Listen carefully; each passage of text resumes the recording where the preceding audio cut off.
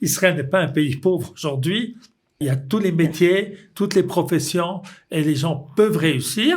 Ce qu'ils ont donné pendant ces quelques années, où ils ont donné à l'État d'Israël, au peuple juif, à la Torah, eh bien, c'est quelque chose qui va les accompagner toute leur vie. Il y a aussi un message d'Israël vers l'extérieur. Il y a une influence d'Israël vers l'extérieur, et c'est impossible, important de leur dire qu'ici, il y avait un message d'espoir, qu'on vit pas dans la peur comme eux, ils vivent toute la journée, qu'on est fiers de ce qu'on fait, et qu'on a besoin aussi de... Et tout de suite, nous allons donner la parole au Rav Shaul David Botchko de la Yeshiva Echal Eliyahu de Kochav Yaakov. Il est ici parce qu'il revient de France, où il a rencontré la communauté juive de France, tout simplement pour parler d'Israël. Rav, bonjour. Bonjour, shalom, shalom à tous les auditeurs. Voilà, on est ravis de vous accueillir. Vous n'êtes pas venu tout seul aujourd'hui, vous êtes avec Simon Fitoussi, qui est voilà le madrich de la yeshiva cette année, mais qui est aussi un soldat seul, comme on dit, Khayal Boded. Bonjour, bienvenue. Bonjour. Alors, toi, tu as accompagné le Rav en tournée, c'est ça? Ouais, on a voyagé une semaine en France, et j'étais avec le Rav, dans les écoles, dans les soirées, etc., etc. Les soirées étudiantes. Alors, Rav, pourquoi avez-vous décidé de votre propre chef de partir en France? Vous savez, on a l'impression parfois que la communauté juive de France est un peu endormie par rapport à son lien avec Israël. L'IA a diminué ces dernières années, elle reprend un petit peu cette année. Alors notre devoir à nous, c'est d'insuffler cet amour d'Israël et pourquoi pas l'envie des jeunes de concrétiser leur aliyah et d'arriver en Israël. Finalement, l'avenir du peuple juif, c'est ici. C'est vrai qu'il y a des difficultés, je peux pas le cacher, mais tout le monde le sait, tout le monde regarde les infos. Mais malgré les difficultés, et peut-être à cause des difficultés, chacun de nous doit comprendre que notre place se trouve en Israël. C'est là où se passe l'histoire juive, c'est là où se joue notre avenir. Alors, plutôt que de contempler de loin, et puis peut-être avoir un petit peu peur de l'antisémitisme, eh bien, venez avec nous, chez nous, dans notre maison pour faire avancer notre histoire. C'était un voyage justement parce que vous avez senti que il y avait une espèce une inquiétude grandissante dans la communauté juive de France, ou c'était un voyage pour réaffirmer l'importance d'Israël. En fait, moi, je voyais pour ce voyage, ça fait des années que je voyage plus. Oui. Voilà, c'est qu'en général, j'ai mon fils qui voyage chaque année, qui passe dans les écoles, parler de la yeshiva, parler d'Israël, parler de Torah. Et cette année, il pouvait pas aller parce que il était dans Gaza, ou enfin, je sais pas, il était mobilisé en tout cas. Il était mobilisé, donc il pouvait pas venir. Alors, je lui dis, ben, toi, tu peux pas venir, eh bien, moi, je vais venir à ta place et je vais essayer de faire le travail le mieux que je peux. Voilà. Ouais, c'est important pour vous de ce lien entre la diaspora et les Juifs d'Israël. C'est très important, ce lien. D'ailleurs, je crois que même les jeunes de France qui arrivent à la yeshiva apportent quelque chose à la yeshiva, bien que fondamentalement on est une yeshiva israélienne avec les 250 élèves. Mais je pense que non seulement avec la diaspora de France, nous avons des élèves d'Amérique du Sud, on a des élèves de toutes sortes d'endroits. La yeshiva, c'est un lieu de kibbutz galuyot, de rassemblement des exilés. Et puis nous devons œuvrer pour ce rassemblement des exilés. Alors, est-ce qu'un petit voyage comme ça peut servir à quelque chose? Je n'en sais rien. Mais on fait ce qu'on peut. Et puis ensuite, vous savez, mon père m'avait apporté un enseignement du rabbi de Lublin. Alors il avait posé la question à propos de la fille de Pharaon qui a étendu sa main pour pour sauver Moshe des eaux. Alors la question qui s'est posée, c'est que Moshe était loin. Alors le Midrash dit que la main de la fille de Pharaon s'est allongée de quelques coudées pour pouvoir prendre Moshe, sauver Moshe. Alors le rabbi de Lublin a posé la question, que Dieu fait des miracles, on sait bien, mais elle est idiote. Pourquoi est-ce qu'elle tend sa main alors que Moshe est loin? Et la réponse est que lorsqu'il s'agit de sauver des Juifs, eh bien, on tend la main, même si on ne sait pas si ça va réussir. HaKadosh Baruch Hu va faire il va faire il va faire la suite. Maintenant, j'aimerais quand même dire que la communauté que j'ai rencontrée est une communauté attachée à Israël. Il y a l'amour d'Israël. Elle se trouve là. Elle se trouve là. Les gens se sont concernés. Les jeunes disent les Tehillim pour les soldats. Donc il y a un lien. Maintenant, pour que ce lien se concrétise par une montée en Israël, aussi un lien avec la Torah. Alors, on a vu quand même des grandes écoles juives avec 1000, 1200, 1400 élèves. C'est quand même formidable. Ça veut dire que c'est plein de jeunes qui, au lieu d'être à l'école non juive, sont à l'école juive et puis entendent Torah et aiment Torah. Et maintenant, il faut cette envie de Torah, cet amour d'Israël. Il faut aviver cette flamme pour que les jeunes fassent encore un pas supplémentaire.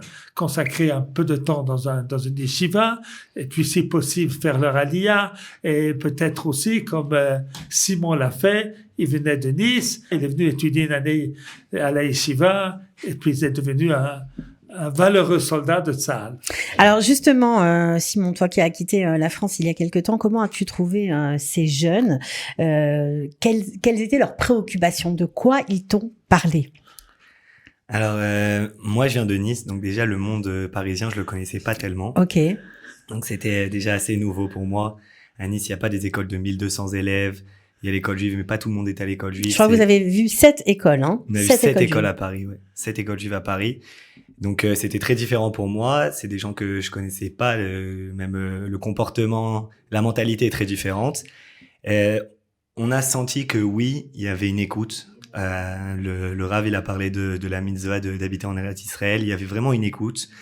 J'ai senti que c'était nouveau pour eux, que c'était un discours qu'ils n'entendaient pas, qu'ils avaient besoin d'entendre, mais qu'il y a beaucoup, beaucoup à faire encore pour qu'on passe à l'acte, qu'on se sente concerné, qu'on se sente acteur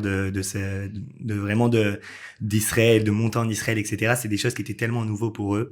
Alors, on a l'impression que c'est ce fameux et terrible 7 octobre qui a fait un tremblement de terre, en fait, trembler les bases de tous ceux qui vivent en dehors d'Israël et de se dire que finalement, il fallait peut-être envisager un autre avenir, que peut-être ils se voyaient vivre pendant encore des générations en dehors d'Israël, mais que ça allait peut-être changer aujourd'hui.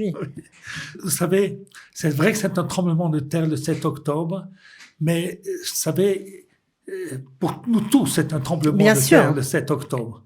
Maintenant, pour qu'on en prenne la leçon et qu'on fasse les changements, ça prend du temps.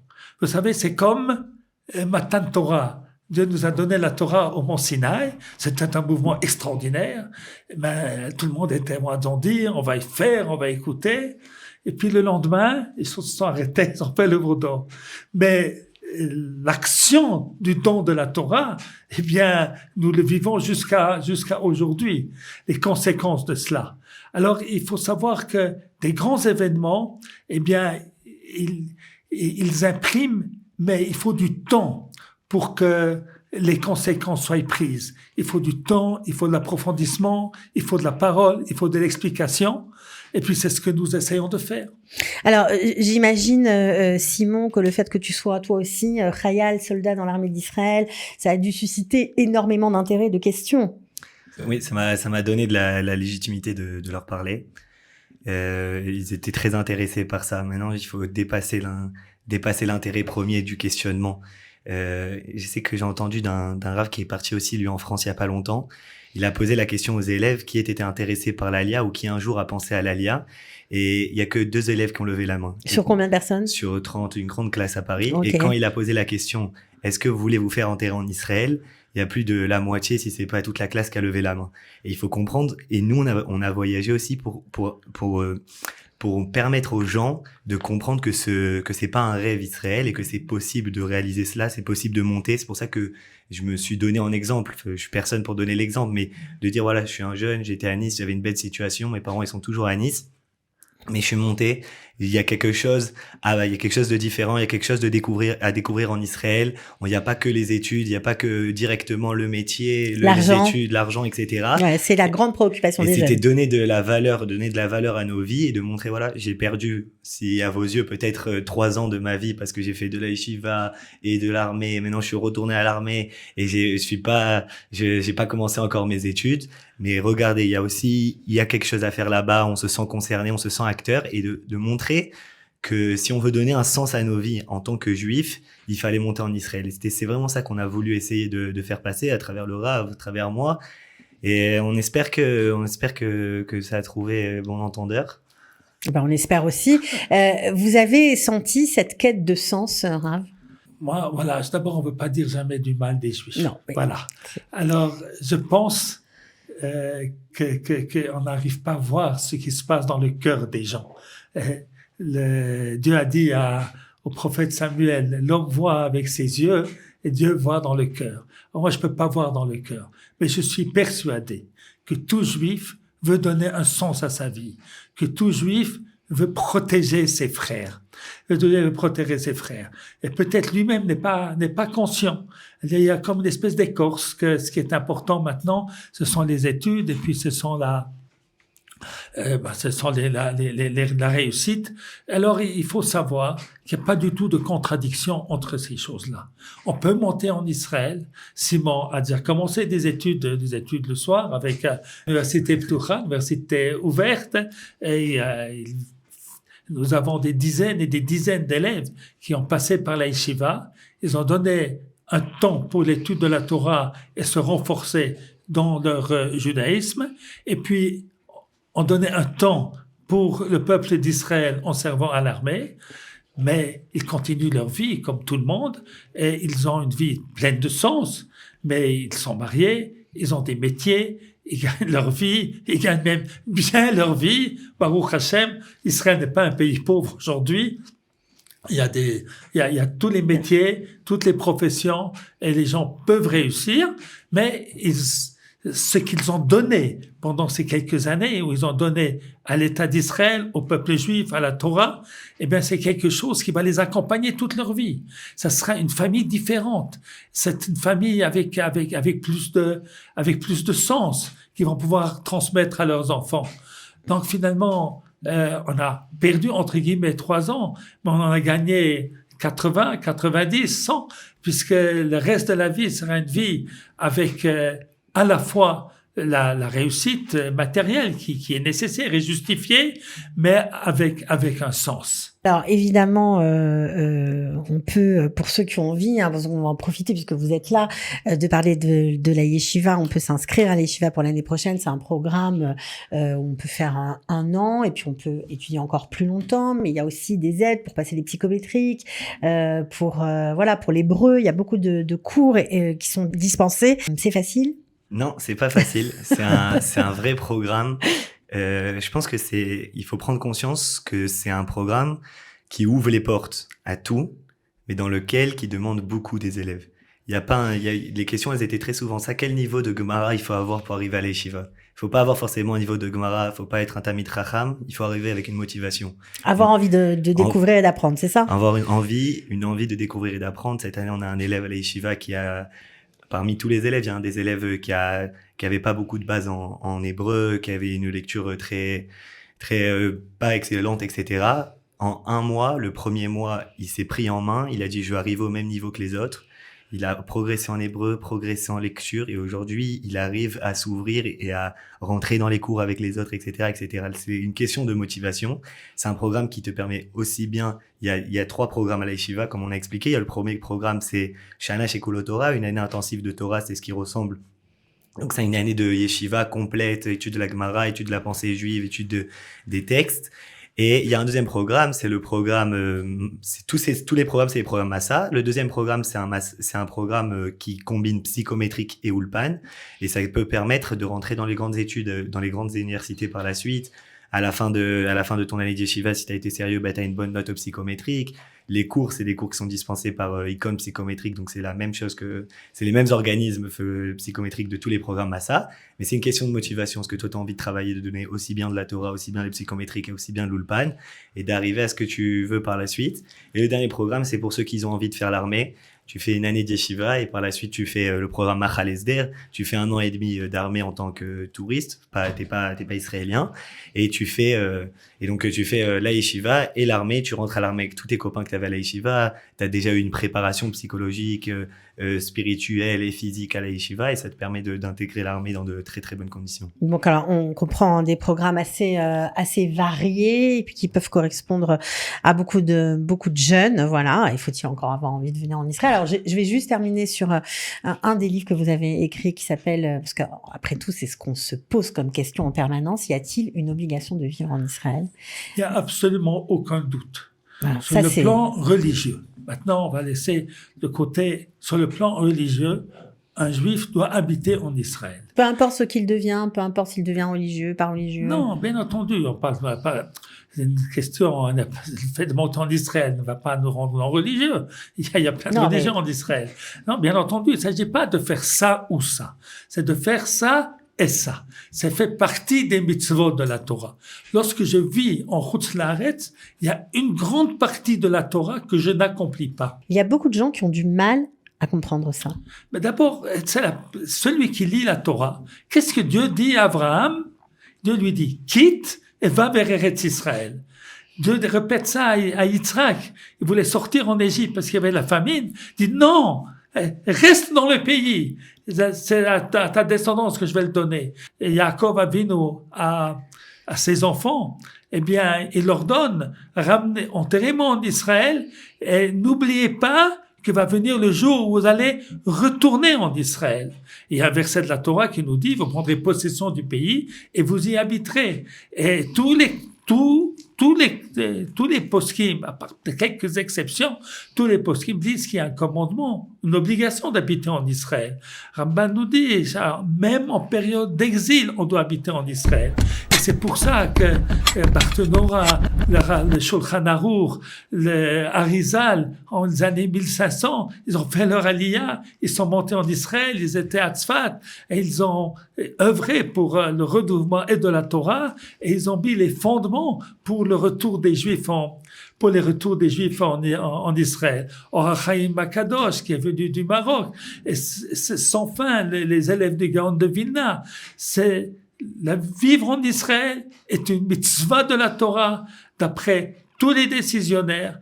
Et par conséquent, c'est une mitzvah qui est un petit peu oubliée par certains. Et alors, nous devons le rappeler. Mais ça ne veut pas dire, parce qu'on va habiter en Israël, que je peux abandonner Shabbat ou Kashrut ou l'étude de la Torah. Certainement pas. Il faut faire l'un et l'autre. Et c'est ce que la Yeshiva propose. Alors, on imagine que ces soirs ont dû mettre du baume au cœur à tous ces jeunes. On a dû vous dire merci peut-être d'être venus. Ouais, je pense que c'était important. C'était important pour eux d'entendre même un message d'espoir. Moi, je suis encore en Midwim aujourd'hui, je suis dans la frontière, dans la bande de Gaza, et c'était important de savoir quel est le message qui vient d'Israël. Il y a aussi un message d'Israël vers l'extérieur. Il y a une influence d'Israël vers l'extérieur, et c'est aussi important de leur dire qu'ici, il y avait un message d'espoir, qu'on vit pas dans la peur comme eux, ils vivent toute la journée, qu'on est fiers de ce qu'on fait, qu'on veut continuer là-dedans, et qu'on a besoin aussi il y a une des questions que j'aimerais revenir quand on était une soirée avec le ministre de l'Alia, et il y a une des questions qui a été posée au ministre, est-ce que les soldats, est-ce que c'est vrai que les soldats, ils ont besoin d'équipements, etc., qui leur manquent et qu'ils ont besoin de dons?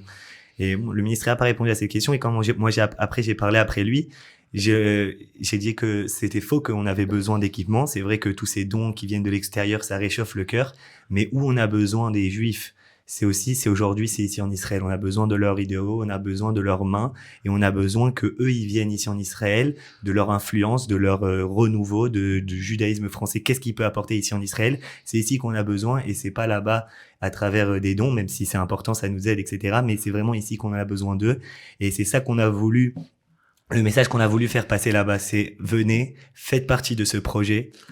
Faites partie de ce qui se passe ici, sentez-vous utile, venez rejoindre votre peuple, venez toucher votre peuple, venez rencontrer votre peuple et revenez à la maison, parce que la vie là-bas, c'est une vie, combien elle est entourée de matérialité, c'est une vie où notre judaïsme, il se vit qu'à l'intérieur de l'école, du Beth Knesset, de la synagogue, et pas dans la rue. Et ici en Israël, on vit le judaïsme dans la rue, on est Israël, on est hébreu, on retourne ici en Israël, et c'est ça vraiment qu'on a envie Pourquoi on voyage? C'est parce qu'on peut pas rester ici assis si on aime le peuple d'Israël et qu'on veut même ici développer Israël, la nation d'Israël, on peut pas rester assis et laisser des gens en France. On a ce besoin et on a cette peine de cette incompréhension qu'il y a encore en France et de cet appel. Et je finirai juste par ça, j'espère pas trop long. Quand on a levé la main et qu'on a posé la question qui, un jour dans sa tête, il a peut-être pensé que son avenir c'était en Israël. Il y a que 2 personnes qui ont levé la main et là je leur ai dit alors oubliez tout, oubliez la yeshiva, oubliez qu'on est madrir, oubliez qu'il y avait le Rav. Considérez-moi comme un grand frère et sachez quelle peine j'ai que vous n'ayez pas eu cette considération que l'avenir du peuple d'Israël, l'avenir d'un juif, c'est peut-être en Israël. Et si on a réussi à changer ça, si on a réussi à mettre dans la tête que peut-être l'avenir d'un juif, c'est en Israël, chez lui à la maison, alors je pense que le voyage il est réussi, même si les élèves ils viennent pas forcément tous dans notre yeshiva. Il est bien, votre madrire. Oui, il est bien. Bien fait. Vous l'avez bien choisi. Voilà. Bon, j'espère que le message est passé en tout cas à Rav, Voilà. et que voilà, vous aurez peut-être l'occasion de repartir. En tout cas, merci à vous. Merci pour ce message d'espoir. On en a tous besoin ici et là-bas aussi. Voilà. Voilà, à bientôt. Merci beaucoup.